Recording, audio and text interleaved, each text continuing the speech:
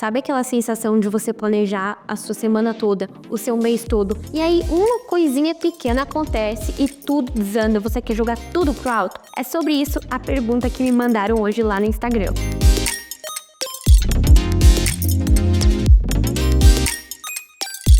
Seguinte, Malu, como você lida em planejar sua semana toda bonitinha no final de semana, mas depois a vida virar do avesso e você não conseguir cumprir mais nada? Costumo sempre jogar tudo pro alto de uma vez.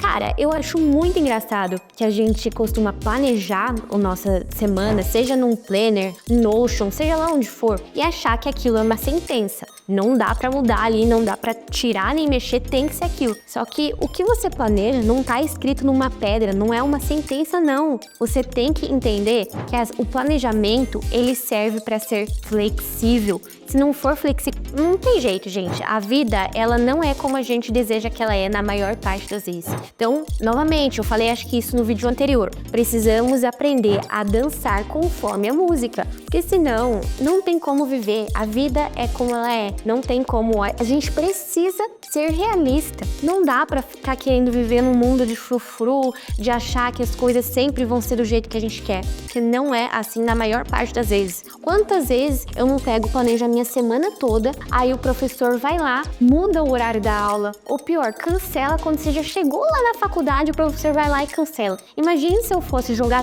tudo pro alto cada vez que acontece isso. Imagine se eu fosse jogar pro alto cada vez que, sei lá, faltou pão com ovo na minha casa hoje e isso tá na minha dieta. Imagine se eu fosse jogar minha vida toda pro alto só porque uma refeição deu errado. Não dá. Nós somos, eu espero que você seja adulto e a gente precisa agir como adultos. Precisamos resolver as coisas de maneira realista, de maneira flexível. É muito importante que na hora de a gente se planejar, esse planejamento ele não seja feito à caneta. Vamos começar por aí, algo bem prático. Não faça com caneta, faça com lápis, faça no computador, porque daí aconteceu alguma coisa ali, você apaga, volta, faz. A vida é uma constante construção e reconstrução.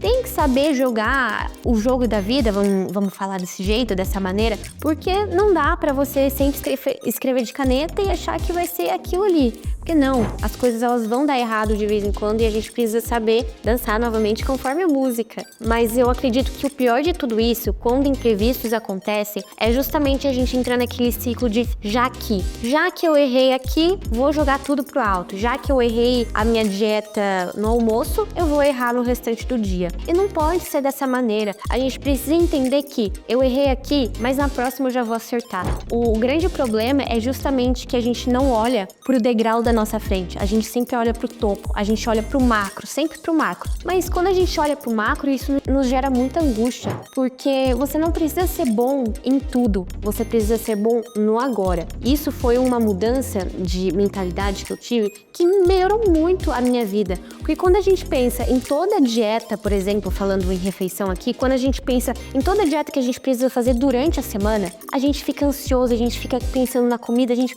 pensa, se eu errar e se acontecer isso. Não, para com isso. Você precisa focar no agora, focar em acertar agora. Você não precisa acertar a semana toda, você não precisa acertar o mês inteiro, você precisa acertar só agora, sabe? Então, para de fazer esse já que eu errei aqui, vou errar em tudo. Não, você precisa só melhorar no agora. Aconteceu aqui, errou aqui, no próximo você já acerta. Tem uma regra muito bacana que eu gosto de seguir, não lembro direito o nome, mas é sobre não errar pela segunda vez. Não se permita errar pela segunda vez, porque se você errar a segunda, é muito mais fácil de você errar a terceira vez. Errei a primeira vez? Beleza, na próxima você já acerta. Porque se você se dá o privilégio de errar pela segunda vez, errar pela terceira vai ser muito mais fácil. Então não caia nesse engano, não caia nessa história do jaqui, não caia nessa história de eu vou errar só mais uma vez. Você tem que tirar esse errar mais uma vez e trocar por vou acertar mais uma vez. Muda todo o contexto, muda toda a história pensar dessa forma. A gente precisa se lembrar